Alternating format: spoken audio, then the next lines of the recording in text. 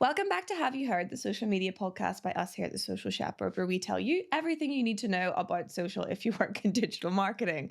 My name is Zoe. I am one of the co-founders and CEO here, and today I'm joined by Imogen, account manager. And Matt, senior paid media exec. Lovely. Thank you both. Welcome back to You the podcast. did that very well. Thank you. I know it off by heart. I know. Okay, right. I'm going to be fully transparent with the audience. We're mildly underprepared for this. Murray is off and I'm really feeling it in my soul.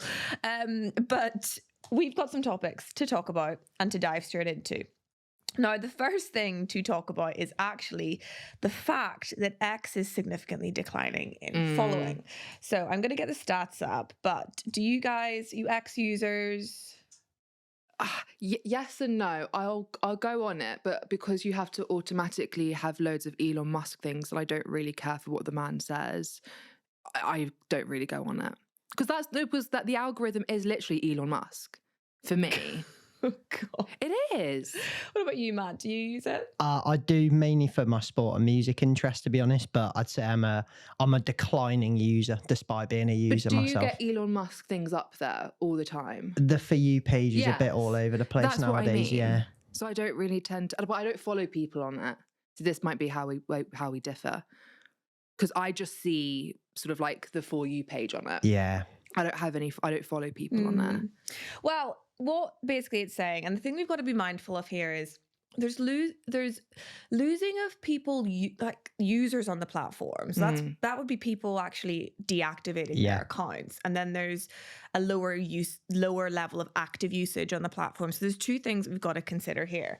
But Social Media Today has said that despite Elon Musk claims that X is reaching new record highs in usage, data shows that it's actually losing complete interest. So data from SimilarWeb, we love SimilarWeb as well, by the way. Everyone in digital marketing should use it. Shows active daily users in the UK have dropped from 8 million a year to only 5.6 million now, with more than a third of that fall coming since the summer riots. The same thing has happened elsewhere, not just in places where the platform has been banned, such as Brazil, which I got another update on in a second. Over the same 16-month period, X's active users in the US have fallen by about a fifth. So people just aren't on the platform. And my wonder is it because there's more competition there with the likes of Threads? Are you Threads users personally? Not personally even. I mean, Threads is kind of struggling with uptake as well, but my thought is that kind of everyone actually has a Threads account because Instagram basically made you open one. Yeah. And sometimes Meta can do this sneaky thing where if you're logged in on one platform, it considers you as active in another platform. So that could be an interesting topic there. Yeah. I think there's a bigger, wider conversation going on because are people getting what they would have traditionally gone to X for, which would be more of that like opinion-led content? You know, it's just generally like on X, I would always find out if Instagram was down, would be the whole thing on there. It would also be the weather, what's happening politically. For me personally, like X was where I would find all of my like business news, that type of stuff. I wouldn't use it for entertainment or memes. Do you look elsewhere now for that? Like, do you feel like we get more of that on like LinkedIn or TikTok or Reddit for some instances? I would say TikTok definitely. My interests, I'm very interested in US politics and all the rest of it, especially with what's going on at the moment. I'm loving it because I'm just interested in it. Drama. So my TikTok now is like mostly news outlet type stuff with the occasional funny video here or there. So I'm now going there to find it. Whereas I would have been going, what was Twitter? I would have been going there because I watch the news on Snapchat. Yeah.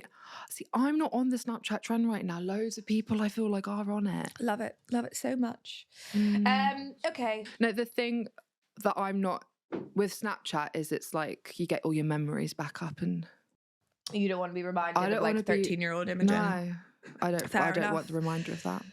But the long and short of it is that people aren't really on X anymore. A lot of brands have taken their brand budget off of X because they're worried about sort of like political correctness. So yeah, that's the facts. Basically, don't really have too much else to say on it. I'd say my two main purposes. Obviously, I love music, as is pretty common knowledge across the agency. Yeah. So my two key reasons for using X before were finding out about tour announcements, for example, and then also seeing like video footage from previous gigs on the tour. Nowadays, I'd say Instagram more serves like tour announcements. That seems to be where artists, musicians, and sports teams would go to obviously announce big tours and things. And then TikTok is really the video for UGC fan-led content from gigs. So the two core purposes that I'd have personally used it have kind of been taken over elsewhere now, I'd say. Yeah, I think that's a really fair point. And I think the generation that's now coming up is more used to visually led cues, whereas the previous generations were more used to more sort of text led cues. You've got a point, Chris? Question. Oh, okay. Go on, tell us. This is very naive. With TikTok becoming the entertainment platform, does that mean that Instagram has been moving into more kind of what you're saying, more brand news, and that why the aesthetic needs to be pushed further versus TikTok?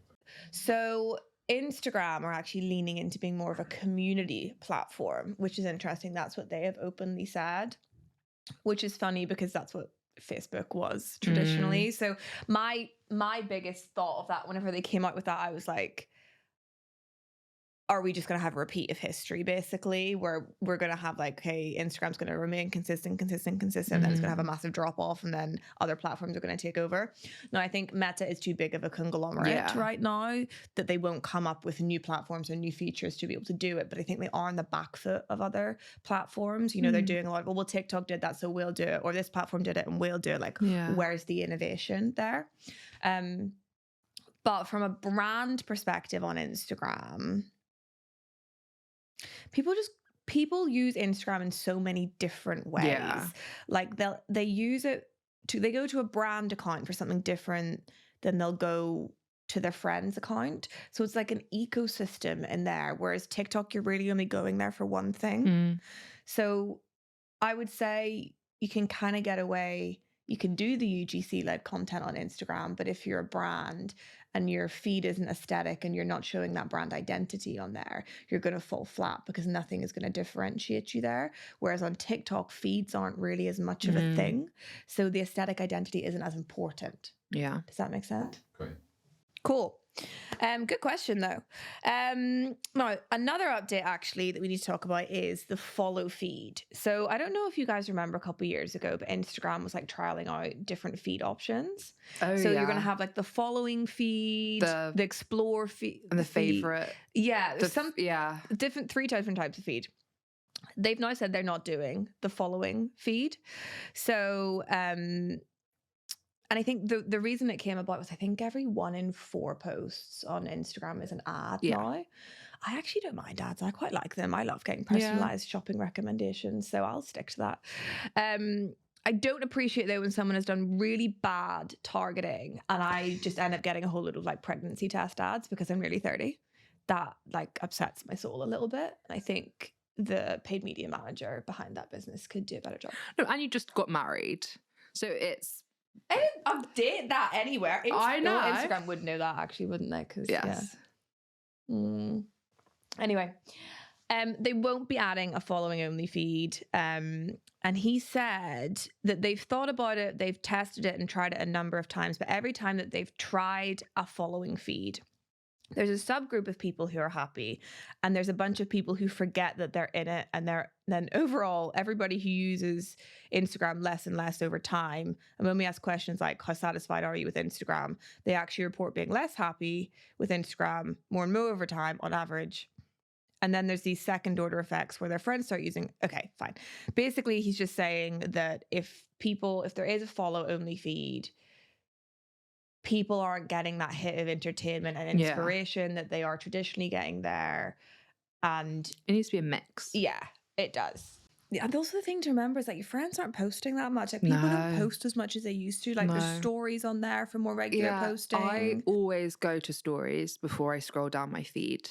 Is like my thing. Yeah. Just because, I don't know, I always was the other way around, but because people just don't post feed anymore, it's always on stories. That's just like where I tend to go. Controversial question. There we go. How many stories is too many stories to post in a day? I saw this. Yes. I think up to 5.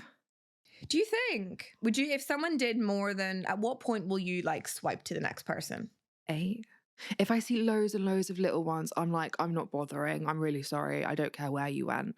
That adds to this amount. No, honestly, no. I don't have the time. She's booked No, and but just busy. like 1, 2, 3 next, 1, 2, 3 next. Like I don't need 15 of your plate or a view that like, no, it's true though. I don't. What about you, Matt? How many will you tolerate? It really depends what the content is. If someone's been to see Coldplay, I'd probably sit there and watch the whole thing. I'd thoroughly enjoy those it. are the worst No. ones. See, when someone posts like 10 stories of the same Of the Taylor concert, Swift era I'm like, concert. babe, I'd No. rather you would just enjoy the concert. Oh, like, if I wanted to see it, 100%. we'd be there. Yeah. I No. mean, yeah, me personally, I would prefer to live in the moment as well. However, if someone else has been to see someone that I'm interested in, yeah, I'd probably sit there and watch it. Nights out actually as well. If you've gone to a club and you've got VIP and you're posting like more story, no, I have But do you a not good think time. that's because of your personal interest then? What, clubbing? No, because you don't want to watch that because you don't like clubbing. No. Well, that's what I mean. But Oh, if it so was if that like- person posted 8 stories of a club, you don't want to see it. Yeah, but if that no. person posted 8 stories of some Ooh, like something that you did gardening. well, fine gardening then. She's grown since we first met. Then you might want to watch it. Yeah, I would watch that. Okay, true, actually. Yeah, good point. But no. But anyway, we asked our Instagram followers what they thought, and the most popular answers, so 42% of people said that it was acceptable to post between 5 and 10 stories in one day. Okay. It just, yeah. It depends what it is. Yeah. I suppose, like, for example, if you're going on holiday as well and you're posting on your story, that could be within a 24-hour period. There could be quite a lot of different things. No, there could be quite a lot of different things happening within that time frame. Or, for example, if you posted at 7 o'clock one evening, you could quite feasibly be somewhere else at 5, 6 p.m. the following day as well. I think the other thing to remember is like most of us, mere normal people, use our stories for a bit of a dump. Yeah. Like, whereas influencers, they will do like face to camera Yes, stories yeah. on there. Like, they will tell you a story. Like, it'll be interesting. Whereas those of us are a little bit more shy. We're not really going to show as much for personality on there. We're not going to do that. So it's probably a bit more boring to watch ours than it is to watch like Alex Earl's. Yeah, true. Yeah, I also don't think people really care enough to know about what we get up to in our day. We're not influencers. No, I remind myself of that all the time. Do Whenever I you? post on my own Instagram, I'm like, no one actually gives a shit. Yeah. I found myself editing one of my stories. Like, I was like, nobody cares. Why am I trying to be something I'm not? I'm just going to post it. It's true. Oh, it's like a counselling session.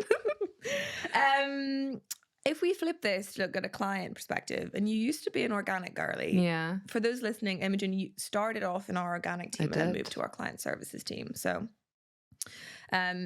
she knows her stuff. How many stories do you think a brand could post? Between 5 and 10. It depends. If we're talking like, so with some clients, stories are like for example, one client at the moment, gamified stuff really, really works.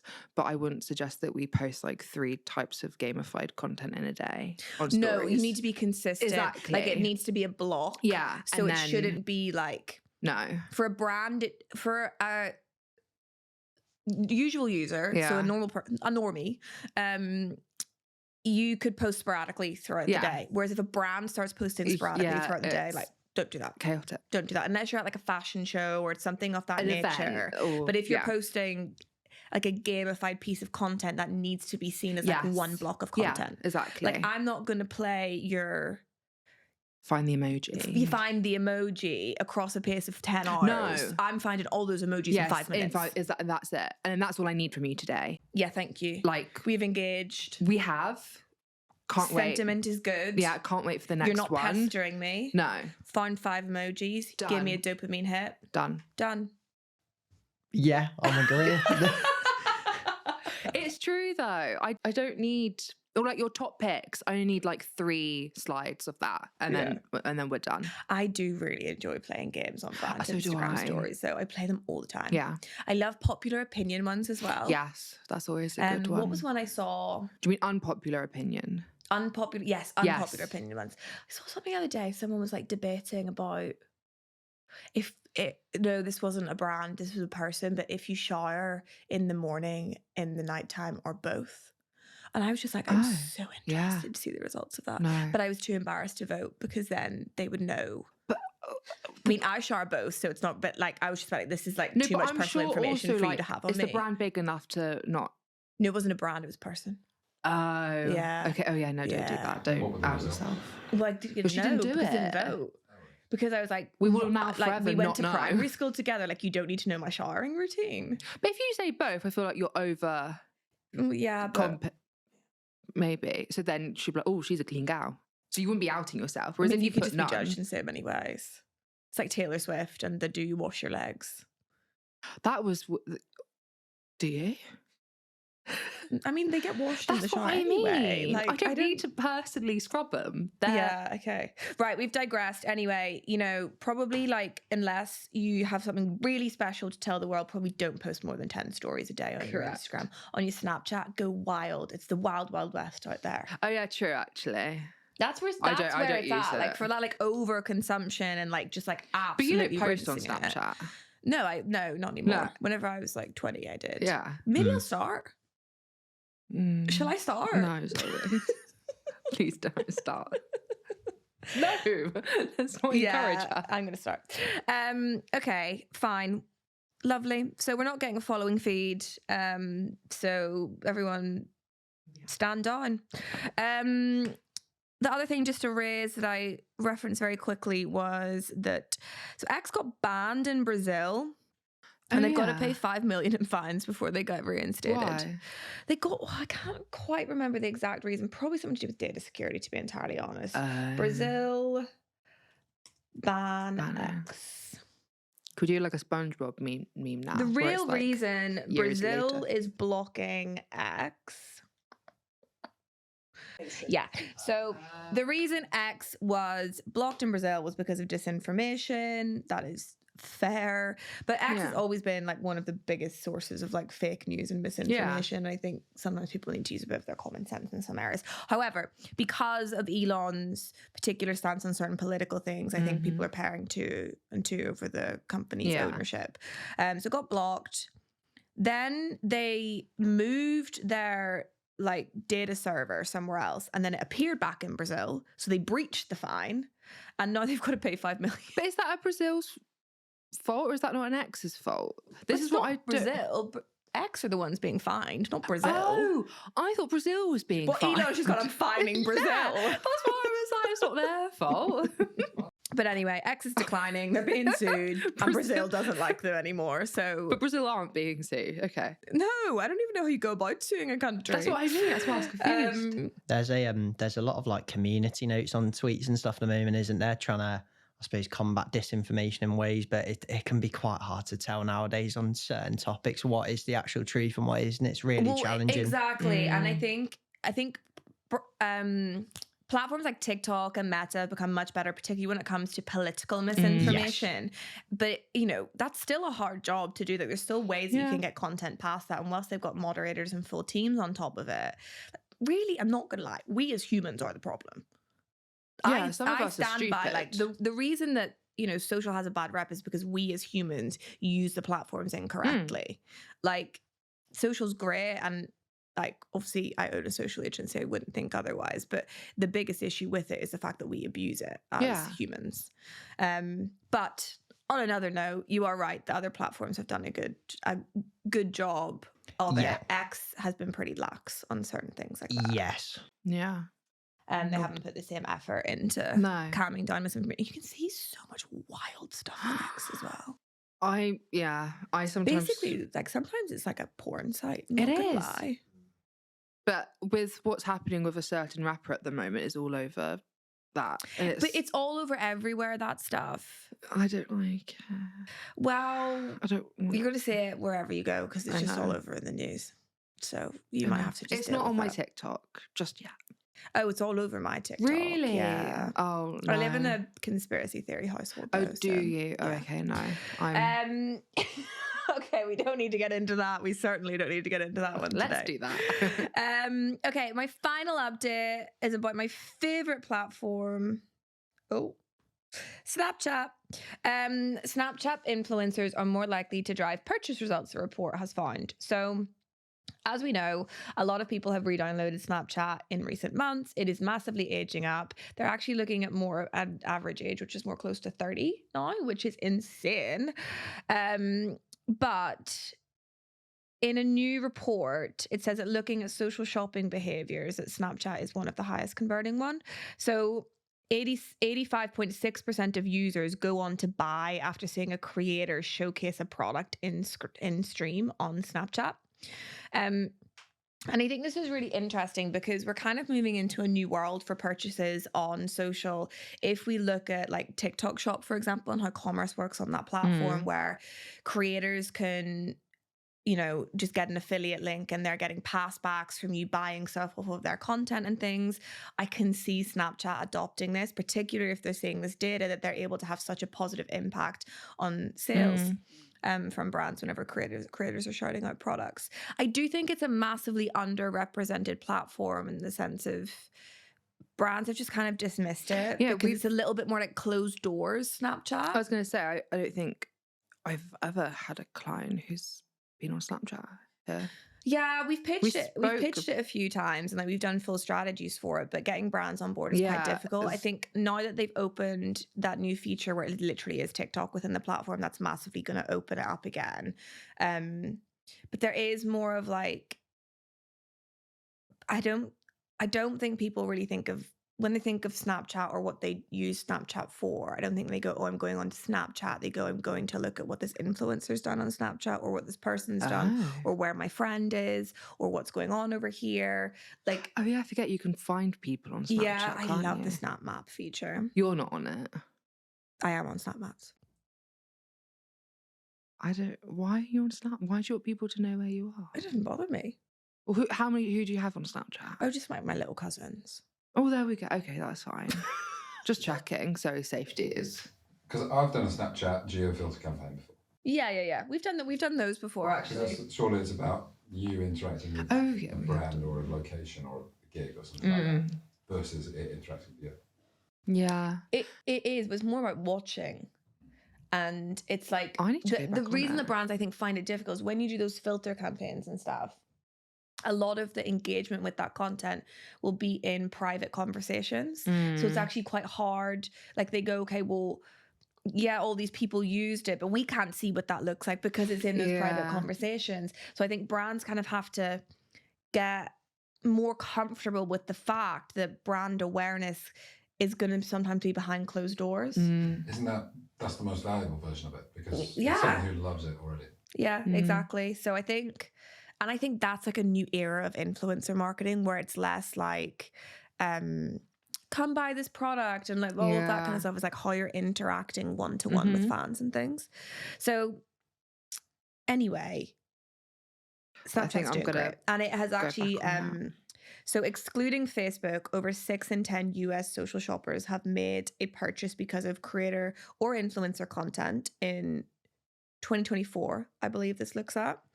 And the question that they were asked was, have you ever made a purchase after seeing / because of content that was produced by a creator / influencer? And on Snapchat, it got 85.6%. TikTok only got 77.9%.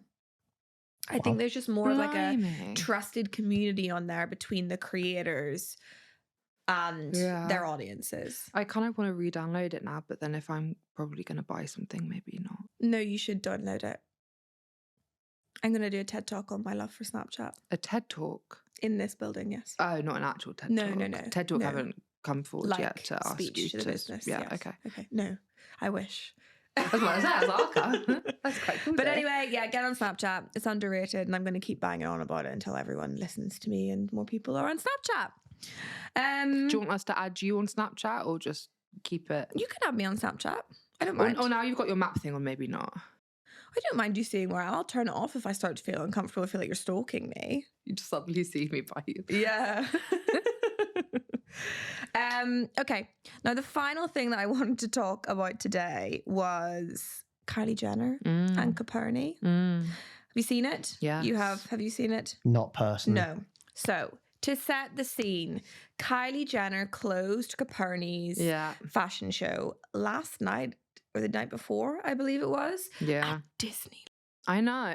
It took me a while to realize where they were. All of the like symbolism was Yeah. there, like the princess coming out of Yeah. her castle where her They had the family have music. created this business, and she doesn't want, the symbolism was insane, and she looked amazing. Yeah. But what I am interested in is actually the impact that that had on the brand, and who gained more from that partnership, Coperni or Kylie Jenner. Because as we know, all of the Kardashians have reached a certain point of fame and a certain point of saturation where some people are quite sick of hearing about them, Yeah. to be entirely honest, that they have been consistently declining in followers for the last couple of years. Kylie Jenner's follower stream is like that. So I wanted to look in to see who benefited from it. And the one thing I want to caveat is that I know that any uptick in Coperni's followers over this time period is not necessarily fully dedicated to Kylie Jenner, although a lot of the It's posts have been going to be about Kylie majority, Jenner, yeah. which is a smart move from them. But looking at it, Coperni overnight grew 33,000 followers Yeah. on Instagram. Kylie Jenner is still declining. Yeah. So her brand may have benefited from Coperni and opportunities to be in more of the high fashion space. Yes. Yeah. But her overall following has not benefited from it, because really, does the woman need any more followers? Probably No. not. But I think it's a really smart move from Coperni, and they're the same brand that did the Bella Hadid spray-on dress. Oh, Does yeah. anyone remember that? Yeah. So they did that in October 2022. Was that a watch of yours? Did you? I'm more aware of that than the latest partnership. Yeah. Yeah, but I think it's really cool what they're doing and kind of branching. Like, and I know Bella Hadid started as a model, Yeah. but she is an influencer beyond Yeah. her modeling career at this point in time. Kylie Jenner kind of did the opposite and is now going into it. But do you guys think we're going to see more luxury fashion brands kind of embracing influencers and fame from reality TV? Because they kind of traditionally looked at it as a bit like... Yeah.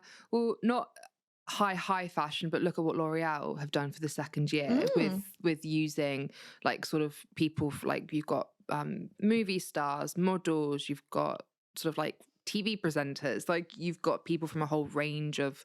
I really love what L'Oreal are doing, I love what L'Oreal are doing at the moment. So that, for example, having people who aren't traditional models but come from like an array of backgrounds doing the catwalk, I think is incredible.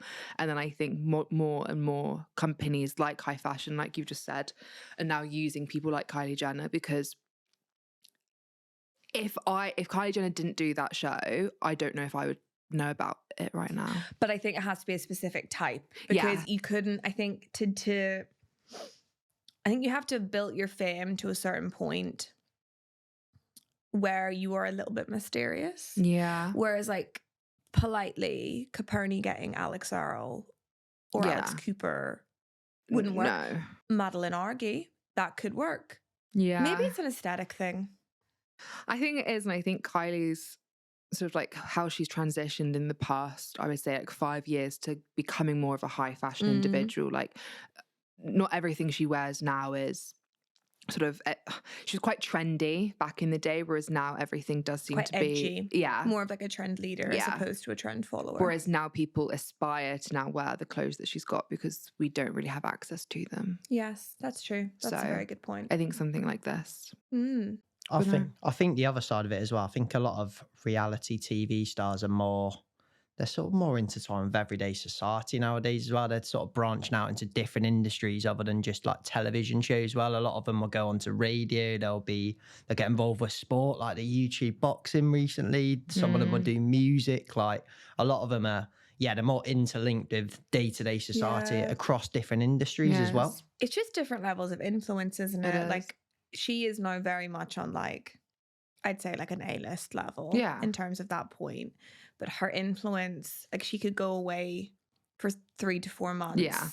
She doesn't need to maintain her influence because there's just that natural level of like wanting to know what she's doing. Whereas there are other influencers who haven't reached that peak point of saturation or general public interest. So they have to maintain that presence. Yeah. It's literally their job to maintain that presence. So yeah, it's an interesting one. I'm excited to see what comes of it. But I mean, I don't think we're going to see like TOWIE stars taking the runway anytime soon. I think, like you said, it does have to be a certain level because Kylie brings that audience with her. She's got a very, very devoted fan base. And I know sort of like followers are going down, but I feel like that core of Kardashian lovers will always remain. So whatever they do, you're going to be bringing that audience to that new brand. Yeah. So I think, yeah. Is it's Kylie interesting. considered a Kardashian though? In my eyes, no. Yeah, I think her and Kendall have a different identity. Yeah. It's the three. But I also don't though see brands offering this to Chloe or Courtney or Kim, because like you said, I think the Jenners have a certain aesthetic that comes with it, and they've jumped onto the Kardashian train, got to where not used it, but like, I don't know, they've become who they've become because of their sisters, and they've sort of like taken it in a different direction. Yeah, no, I agree. But also though, you've got Balenciaga who worked with Courtney, and so I don't know if other brands but did that really do Balenciaga any good? No. On It that didn't go note, very I have well. a question. Are there any brands or kinds of brands that shouldn't be working with influencers? Yeah. I don't know if you can say that there are brands that should or shouldn't be working with influencers, because there's influence in every single way. So define the influencer that you're talking about, because celebrities these days are also influencers. So, oh gosh, I remember I had the funniest thing where a couple years back, one of our clients came to us. They're a fashion brand, and they were doing a brand ambassador campaign. And they were briefing us and all the stuff, and they said, we want influencers. And I said, okay, if you can think off the top of your head like who your dream influencer would be, and they went Emma Thompson. Do you remember this? I remember And I was like, Oh my okay, God, love yeah. from like an identity perspective, like classic, sleek, like iconic. Yeah. Do you know what I mean? But the woman has not posted on Instagram for about 3 years. And I think the last post she did was of her cat. So that's not where you're going to get like digital influence as such, but you are going to increase and shift brand perception in a certain way. So I think it depends on what you're trying to achieve. Well, I was just going to say, because I find it interesting that brands like Gucci or Burberry, they'll make a film with Adam Driver, do a whole line around him. He'll be in the film. And then they'll do loads of magazine covers with him as well. So that's influence indirectly, because that transcends on social. But then also Gucci have just got a partnership with like a whole load of normal influencers as well. So it's like they're doing it in like twofold. I think the brand ambassadors are more of like a brand identity, like this is what we're aspiring to be. And then your digital influencers, I can't remember who they've partnered with now, but it's someone like a Madeline Argy or something of that nature. I feel like though some brands don't need to have these influencer partnerships because the influencers are already using their products. So for example, like Hermes, from my knowledge, don't have any influencer partnerships or anything like that. But I can count so many times. They will do though. Yeah, not for their bags, not for the Birkin, but they for like their watches and stuff like that. I've seen so many times of influencers posting their living room, and you've got the Hermes scarf or the Hermes blanket sort of like over their couch and things like that. But that is still influence. I know it is for sure, but it's the brand doesn't need to. The brand doesn't need to reach out to these. They don't need to, because that influencer has already been influenced themselves to get it. So they're having an impact over the right people, so they can naturally have that. Yeah. It's like the New Balance argument. Do you remember when New Balance became cool again? It was like worn by supermodels in London and dads in Ohio. Ohio, yeah. It was all through just like Elsa, what's her face? Hosting? Yeah. That one. I don't know how to say her name. But like Candace Swanpoel, like all of these supermodels began wearing New Balance. Yeah. It wasn't ads. Yes, granted, what would have happened was their PR team have gone and sent it out to a whole load of stylists, and that's then how they've got into it from that angle. Yeah. But that is just a different way of working around influence. Yeah. And then because those certain people have bought it, other people, influential people, will have bought it naturally. Yeah. And then we're getting that interest from it. Yeah. Still very interesting. It really is. Have you seen like the Kaya Gerber Omega partnership? Oh, briefly. Yeah, where she's an Omega partner now, but it's really uncomfortable for watch partners like on red carpets to be showing off the watches. So they're just like posing, just like with their arm like really straight down beside them, like really unnaturally, because you wouldn't normally, unless you were like holding a drink, have your watch face facing forward. Yeah, it's with F1 drivers, because they've got so many sponsorships. It's bizarre that they've just, done an hour's race. They're absolutely exhausted, but due to sponsorship, the first thing they have to do is put on this like humongous watch. And it's just like it like similar to Omega with that. It's just awkward because it's so forced. Yeah, it's just how they're making their money though, isn't it? It's so interesting. Like, even if you look at how artists make their money these days, like that's just completely shifted. Oh my goodness, the Sydney Sweeney campaign, has anyone seen this? No, but so Sydney Sweeney, like thirst trap for all men alive, but she's done this thing and it's like, hey boys, do you want my bath wash? Or do you want my body? And then she goes wash, and then she like lifts up a bottle of body wash, and it's like her in the bath. Clever. But like, it's funny that like she is an actor by trade. That's what she loves and does. But then that's how she. But then that's how she's Who, if you were a celebrity, who would your dream partnership be? Ooh. Prada. Okay. Prada. I see you, Celine Shoe over there. Oh my god. I'd say Tag Heuer, probably the watch brand. Okay. Yeah. I'm going to say Tiffany. And just because I remember it was my absolute dream when I was a kid to have like a Tiffany bracelet or just the Tiffany sort of thing. Or Vivienne Westwood. I think Vivienne Westwood's cool. Yeah. Would be quite a cool one to work with. Nice. Yeah. What would yours be? Probably some type of fashion brand. I like Miu Miu. Yeah, that's very... They do really cute stuff. They do very cute stuff. It is very you, actually. Yeah. But they've been doing... It was that Kylie wore one the other... Done a fair chunk of stuff, I think. I've seen lots of in Paris Fashion Week. I did really like the Coperni fashion show look, but I'm not edgy enough to pull that off. Did you like the dress that she was wearing? Yeah, I loved it. I really liked it. It's a black sack, Zoe. No, it wasn't. It was really nice. It looked kind of like my wedding dress. It looked nothing like your wedding dress. Okay. Right, on that note, I think we'll close up, shall we? Thank you so much for joining me, both of you. Thank you. Any closing sentiments? No. I'll change my mind on my brand collab. Actually, I'll go for Pretty Green, because I'm known for having snazzy shirts around the office, and Pretty Green, Liam Gallagher's clothing label, and I'm a massive Oasis fan, so no, I didn't get tickets. That feels like a very good natural fit for you, Matt. Yeah, I didn't get tickets, but I'm still gonna try. Ask. This is your moment. Yeah, he might be watching it. If anyone's got an Oasis ticket, I'll do anything. No, not just anyone. We're talking to Liam and Noel right now. They are right there. If you guys see it, you know what to do. Can we have Matt some details pop up? That's it. That's your lens, right? Down the camera, down the barrel of the camera. Can we now add Matt's link, like his details down below for Noel and Liam to get in contact. Please get the man some tickets. But on that note, thank you so much for watching, listening, wherever you're consuming this content from. Please like, subscribe. We actually will be taking a little bit of a break on the podcast. The newsletter will still be coming, but we're working on a bit of a revamp. So we'll be taking a little bit of break over the next couple of weeks. But thank you so much, and we'll see you all soon.